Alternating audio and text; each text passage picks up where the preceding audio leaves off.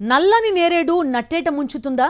ప్రకృతి ఇచ్చిన అమృతం ముంచుకొచ్చే కరవుకు సంకేతమా?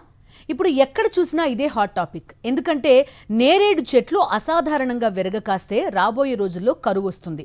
ఇది మన పెద్దల కాలం నాటి నుండి వస్తున్న ఒక బలమైన నానుడి. ప్రస్తుతం మార్కెట్లోకి నేరేడు పళ్ళు విపరీతంగా వస్తుండడంతో ప్రజల్లో మళ్లీ ఇదే చర్చ మొదలైంది.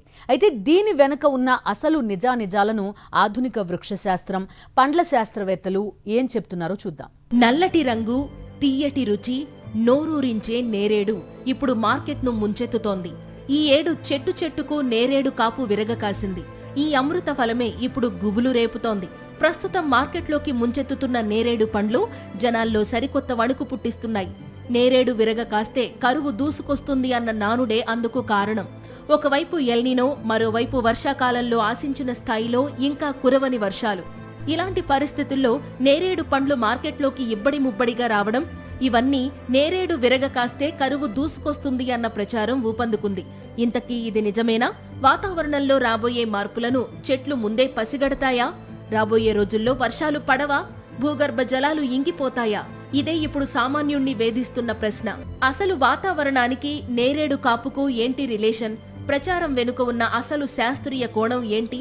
ఆధునిక వృక్ష శాస్త్రం ప్రకారం వాతావరణంలో వచ్చే విపరీత మార్పులే దీనికి కారణం. ఎండలు మండిపోయినా, భూగర్భ జలాలు అడుగంటినా చెట్లు ఒక రకమైన ప్రాణభయానికి లోనవుతాయి. దాన్నే సైన్స్ భాషలో స్ట్రెస్ ఫ్రూటింగ్ అంటారు. తన జాతి అంతరించిపోతుందేమోనన్న ఆందోళనతో చెట్టు తనలోని శక్తినంతా కూడగట్టుకుని అత్యధికంగా పండ్లను ఉత్పత్తి చేస్తుందని శాస్త్రవేత్తలు చెబుతున్నారు. తర్వాత సంవత్సరంలో పూత రాకపోవటానికి కారణం ఏంటంటే ఆ చెట్టులో ఉన్న పోషకాలన్నీ ఖర్చు అయిపోయినాయి. సో మళ్ళా తర్వాత వాతావరణ పరిస్థితులు అనుకూలంగా లేకపోవటం వల్ల రాకపోవచ్చు. మళ్ళీ అదే చెట్టు మళ్ళీ పూతకు రావాలి అని అంటే ఏంటంటే ఒక సంవత్సరం కానీ లేకపోతే 2-3 సంవత్సరాలు పట్టవచ్చు. పెద్దల నానుడి ప్రకారం వాతావరణ ఒత్తిళ్ల వల్ల చెట్లు స్ట్రెస్ ఫ్రూటింగ్ కు లోనవడం నిజమే అయినప్పటికీ ప్రస్తుత పరిస్థితుల్లో నేరేడు పంట బాగా పండడానికి వాతావరణ అనుకూలత, చెట్ల సహజ సిద్ధమైన కాపు చక్రమే ప్రధాన కారణాలని శాస్త్రవేత్తలు తేల్చి చెబుతున్నారు. కాబట్టి నేరేడు పండ్లు బాగా కాశాయని కరువు వస్తుంది అంటూ జరుగుతున్న ప్రచారంపై ఆందోళన చెందాల్సిన అవసరం లేదని వారు అంటున్నారు. ఇక సోషల్ మీడియాలో కరువు ప్రచారానికి ఆజ్యం పోసింది సాక్షాత్తు గ్లోబల్ క్లైమేట్ విలన్ ఎల్నినో. సాధారణంగా ఎల్నినో ప్రభావం ఉన్నప్పుడు శీతాకాలం ముగియక ముందే, అంటే జనవరి, ఫిబ్రవరి నెలల్లోనే పగటి ఉష్ణోగ్రతలు ఒక్కసారిగా పెరిగిపోతాయి.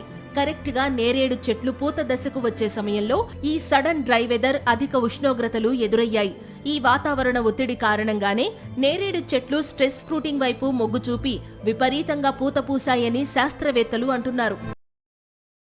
మరిన్ని అప్డేట్స్ కోసం ఛానల్ ను సబ్స్క్రైబ్ చేయండి. నోటిఫికేషన్స్ కోసం బెల్ ఐకాన్ పై క్లిక్ చేయండి.